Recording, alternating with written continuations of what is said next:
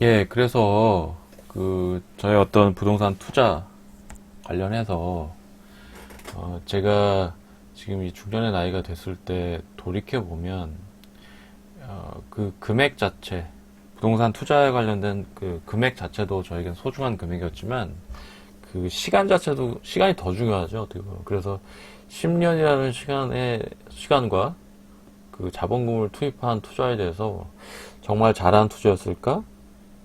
개인적으로 좀 생각을 해보게 됩니다. 그리고 그러한 그 투자 관련돼서 이제 복귀를 했을 경우에 저 같은 경우는 제가 생각해도 굉장히 아쉬운 포인트가 좀 하나 있어요. 그걸 좀 말씀드리면 제가 2009년도 당시에 열심히 뭐 돈도 모으려고 노력을 했지만 공부도 나름대로 좀 그 당시에 이제 재테크 책 같은 것도 많이 좀 읽어보고 나름 노력을 좀 많이 했었습니다. 그런 중에 이 당시에 뭐 재밌는 책을 한 권 보게 됐어요. 부동산 2020 투자 비법, 20년 동안 20채 모으기, 노후를 위하여 집을 저축하라, 이런 내용이었습니다. 그러니까 집을 저축한다는 게 좀 재밌죠? 그 내용 자체는 포인트는 이겁니다. 아파트 가격은 영원히 오를 수밖에 없고 전세값도 영원히 오를 수밖에 없다.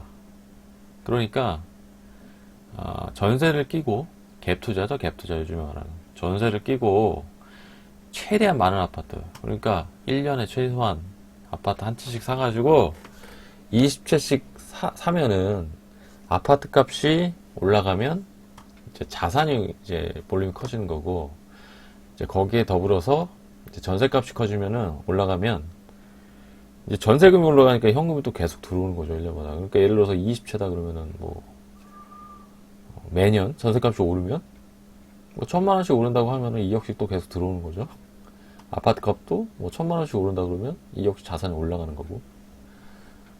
그러니까 이 책의 얘기만 들으면 그렇게 뭐 허황된 얘기도 아닌 것 같습니다. 지금 생각해도. 근데 이제 당시만 해도 워낙 또 자본금이 적었고 이제 뭐 처음 시작하다 보니까 저 같은 경우는 좀 굉장히 좀 허황된 얘기처럼 들렸었어요. 그리고 또 너무 스케일 자체가 크고, 사실 아파트 자체를 뭐 몇십 채 산다는 것 자체가 굉장히 그 많이 가지신 분들 얘기로 생각을 했기 때문에 저 같은 경우는 이 책을 읽고 나서 좀 허황된 아이디어가 아닌가. 그래서 정말로 허황되고 좀 재밌는 아이디어이긴 하나 실제로 액션을 취하기에는 저의 환경, 저 같은 환경의 사람들도 좀 어렵지만 실제로 좀 어렵지는 않을까라는 생각을 좀 했었어요. 그래서 저는 이 책을 읽었습니다. 2009년도 읽었지만 이 아이디어를 좀 구체화해서 어떤 액션을 진행을 해서 성과를 내진 못했어요. 그리고 중요한 건 전세값이 뭐 매매값과 전세값이 오른다는 보장은 없었으니까 미래는 알 수 없잖아요. 그래서 전세를 끼고 집을 산다는 것 자체가 어차피 어느 정도 리스크를 갖고 있기 때문에 이런 갭 투자로서 집의 개수를 늘린다는 것 자체가 굉장히 좀 부담스럽게 느껴졌던 부분도 있습니다. 그래서 이 책을 읽고 이분의 아이디어를 접했지만 전혀 액션을 취하지 않았고 그에 따른 결과도 없었습니다. 그런데 그 상황, 그 이후의 상황은 집을 저축하라 이분이 얘기했던 상황에 거의 이제 맞아 떨어져 가기 시작을 합니다. 2009년도니까 이명박 대통령 시절이었던 것 같아요. 그때부터 박근혜 정부 시절까지 정부에서는 계속 부동산 부양책을 좀 진행을 했던 것 같습니다. 경기가 실제로 안 좋으니까 오히려 정부 쪽에서는 경기를 부양시키기 위해서 돈을 계속 풀었던 것 같고요.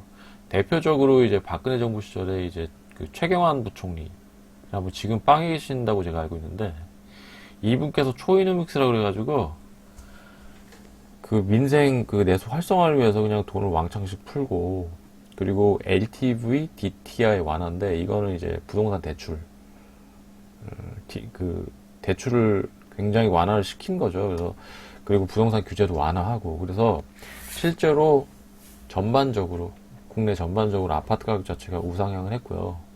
전세값도 우상향을 좀 했습니다. 2017년도까지. 그러니까 문재 대통령 되실 때까지 실질적으로 전체적으로 돈을 푸니까 당연히 부동산 가격 자체가 우상을 했던 것 같고요.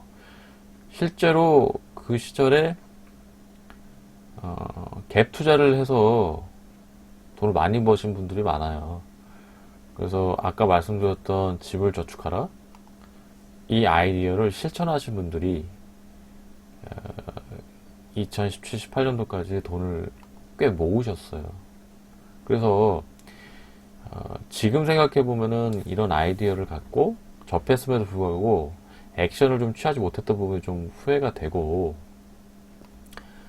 투자 방식을 전세를 끼고 아파트를 구입하고 전세금을 갚는 게 아니고, 월세를 안 받, 전세금을 갚고 월세 돌리는 게 아니고, 전세를 끼고 최대한 아파트를 더 구입해서 장기 보유를 했으면 어땠을까, 이런 생각이 듭니다.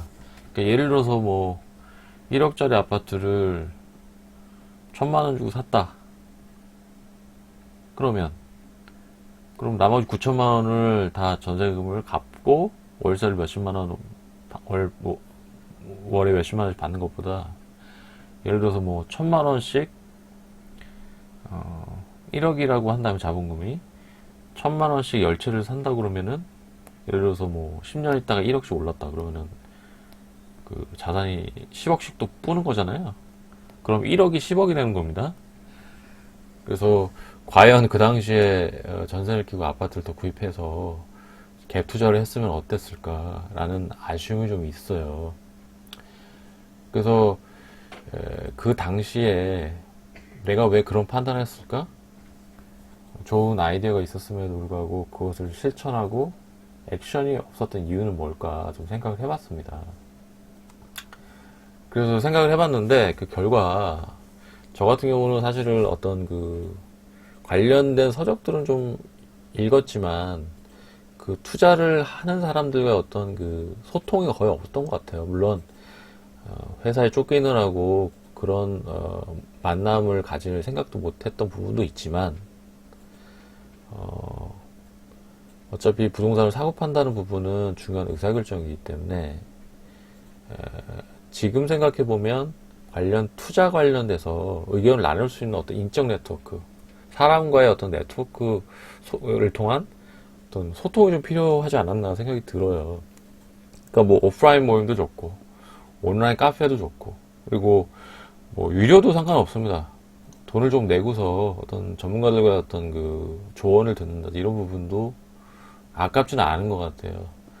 또 부동산 자체가 워낙 또 볼륨이 좀 크기 때문에, 볼륨이 큰 자산이기 때문에, 그래서 부동산뿐만 아니라 뭐 다른 종류의 어떤 투자에 있어서도 뭐 혼자 공부하고 혼자 판단하는 것보다는 관련된 사람들과 의견을 나누고, 첫 번째로는 전체 어떤 투자판의 어떤 방향 자체, 어떤 계속 이제 그 모든 투자는 트렌드라는 게 있고 환경은 계속 바뀌기 때문에 어떤 그 전체적인 판을 좀 읽고, 그러니까 관련된 사람들과의 어떤 교류를 통해서 판을 좀 읽고, 중요한 의사결정을 할 때, 물론 아무나 하면 안 되겠지만 좀 신뢰가 가는 사람들의 어떤 의견을 물어볼 수 있는 부분도 반드시 필요하다고 생각합니다. 그래서 과거에 제가 그 소시적 투자를 어떤 복귀했을 때 이러한 어떤 그 내용을 좀 투자자들의 어떤 다른 투자자들 의견을 들었으면 좋지 않았나, 뭐 그런 생각, 반성을 좀 하게 되고요. 앞으로도 저 같은 경우는 이런 부분에 좀 방점을 두고 좀 투자자들과 어떤 소통을 좀 해 나가야 할 걸로 생각이 됩니다. 그래서 이러한 내용들을 저희 시청자분들이 좀 들으시고 투자하실 때 좀 도움이 됐으면 좋겠고요. 제가 이 유튜브라는 게 거의 제가 반 취미 생활이기 때문에 혹시 시청자분들께서는 뭐 관련된 뭐 내용이나 하시고 싶은 내용 있으시면은 좀 그 댓글을 달아주시면 가능한 한 저도 피드백을 좀 할 수 있도록 하겠습니다. 그리고 구독과 좋아요 저에게 큰 힘이 되고요. 앞으로 더 좋은 내용 업로드 할 수 있도록 하겠습니다. 감사합니다.